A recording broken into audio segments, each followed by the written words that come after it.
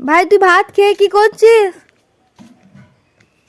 এখানটা কোড়াকুড়ি করছি, কারণ হচ্ছে সেদিনে হাট গিয়েছিলাম, গাছ এনেছি বললাম না, সেই গাছগুলি লাগানোর জন্য জল দিয়ে রেখেছিলাম।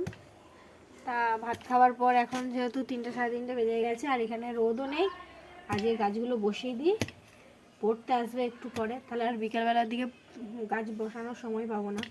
তাই ভাবলাম যে এখনই বসিয়ে দিই, একটু হালকা করে কুড়ে। আর এদিকে তো আমি প্রচুর গাছ এনেছি, মানে আমি না, এক কথাই বলতে গেলে চলে আমার দিদি নিয়ে এসেছে, যেগুলো আমি সব এদিকে সাজিয়ে দিয়েছি। আর ওই দিকে কিছু গাছ আছে, এই যে এইখানে সব গাছ আছে। গাছগুলো কদিন আগেই টবের আমি মাটি আর বালি পাইল করে সেটার মধ্যে বস করে রেখেছিলাম 2 দিন 3 দিন। তার মধ্যে আমি টেনে তুলতে পারিনি, একে তো শিক গজানো গাছই এনেছিলাম, কিন্তু তারপরেও শিকগুলো বিস্তার করে নিয়েছিল, যেহেতু 2 থেকে 3 দিন ছিল, তাই আমাকে জল দিয়ে তারপরে ভালো করে তুলতে হচ্ছে। কারণ হচ্ছে শিক যদি ছিঁড়ে যায় তাহলে আমি জানি গাঁদা গাছ লেগে যাবে, কিন্তু টাইম লাগবে, যেহেতু গাছগুলো রুট বেরিয়ে আছে, তাহলে দরকার কি একটু জল দিয়ে না হয় করলাম। এদিকে আমি আরও ভালো করে বসিয়ে দিলাম।